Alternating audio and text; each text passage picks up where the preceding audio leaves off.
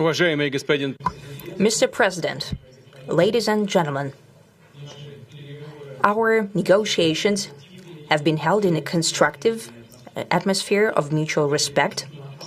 We have very thorough negotiations that were quite useful. I would like to thank once again my American counterpart for the proposal to travel out here to Alaska. It only makes sense that we've met here, because our countries, though separated by the oceans, are close neighbors. So when we've met, when I came out of the plane and I've said, "Good afternoon, dear neighbor. Very good to see you. In good health and to see you alive." I think that is very neighborly. And I think that's some kind words that we can say to each other. We're separated by the Strait of Bering, though there are 2 islands only between the Russian island and the U.S. island. They're only 4 kilometers apart. We're close neighbors, and it's a fact. It's also important that Alaska has to do with our common heritage, common history between Russia and the U.S., and many positive events have to do with that territory. Still, there is tremendous cultural heritage back from the Russian America. For example, Orthodox churches and a lot of, more than 700 geographical names of Russian origin.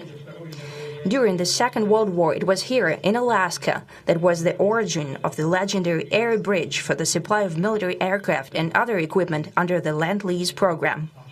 That was a dangerous and treacherous route over the vast emptiness of ice. However, the pilots of both countries did everything to bring closer the victory. They risked their lives and they gave it all for the common victory. I was just in the city of Magadan in Russia, and there is a memorial there dedicated to the Russian and the U.S. pilots. And there are 2 flags, the U.S. flag and the Russian flag. And I know that here as well there is such a memorial. There is a military burial place several kilometers away from here. The Soviet pilots that buried there who died during that dangerous mission. We're thankful to the citizens and the government of the U.S. for carefully taking care of their memory. I think that's very worthy and noble. We'll always remember other historical examples when our countries defeated common enemies together in the spirit of battle camaraderie and allyship that supported each other and facilitated each other.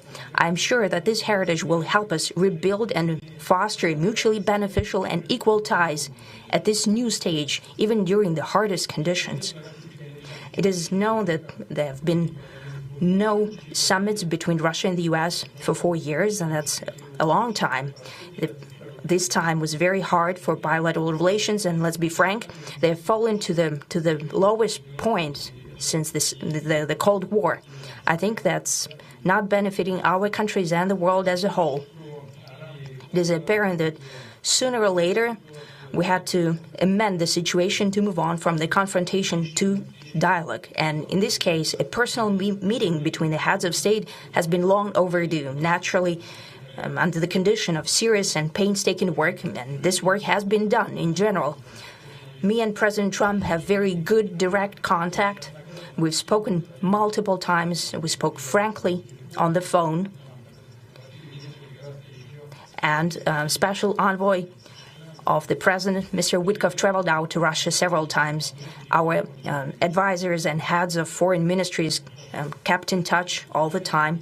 And you know fully well that one of the central issues was the situation around Ukraine. We see the strive of the administration and President Trump personally to help facilitate the resolution of the Ukrainian conflict. And his strive to get to the crux of the matter, to understand this history, is precious. As I've said, the situation in Ukraine has to do with fundamental threats to our security. Moreover, we've always considered the Ukrainian nation, and I've said it multiple times, a brotherly nation, however strange it may sound in these conditions. We have the same roots, and everything that's happening is a tragedy for us and terrible wound. Therefore, the country is sincerely interested in putting an end to it. At the same time, we're convinced that in order to make the settlement lasting and long-term, we need to eliminate all the primary roots the primary causes of that conflict, and we've said it multiple times, to consider all legitimate concerns of Russia and to reinstate a just balance of security in Europe and in the world on the whole. And I agree with President Trump, as he has said today, that naturally the security of Ukraine should be ensured as well. Naturally, we are prepared to work on that. I would like to hope that the agreement that we've reached together will help us bring closer that goal and will pave the path towards peace in Ukraine.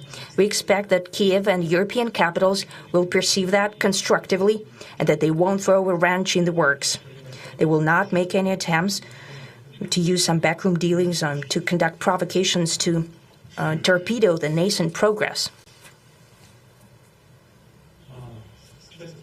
Incidentally, when the new administration came to power, bilateral trade started to grow.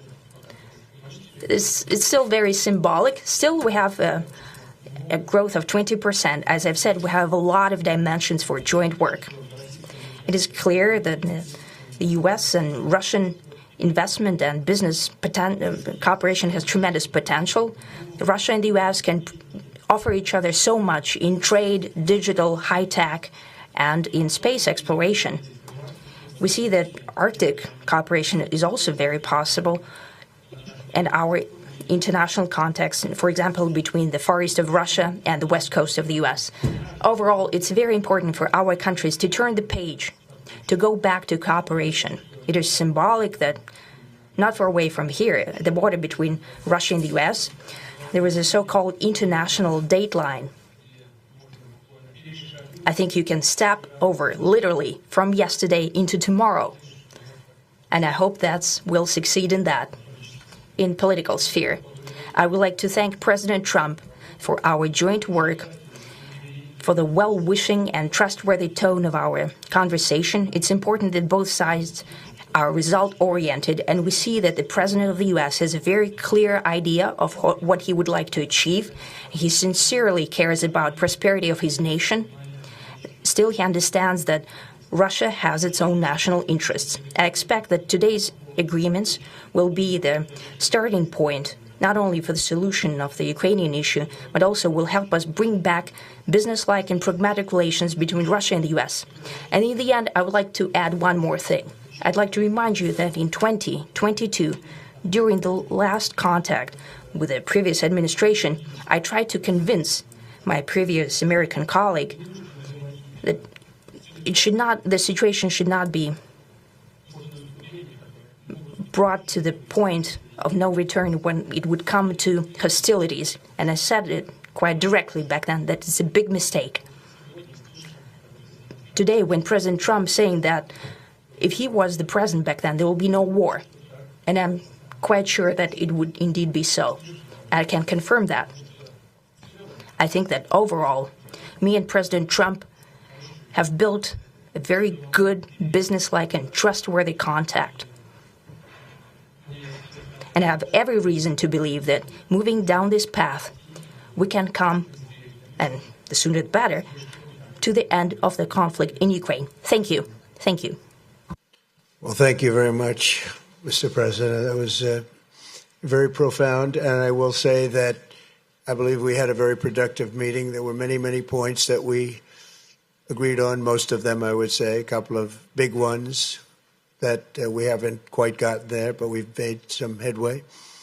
So there's no deal until there's a deal. I will call up NATO in a little while. I will call up the various people that I think are appropriate, and I'll, of course, call up President Zelensky and tell him about today's meeting. It's ultimately up to them. They're going to have to agree with what Marco and Steve and some of the great people from the Trump administration who've come here, Scott and John Radcliffe, thank you very much.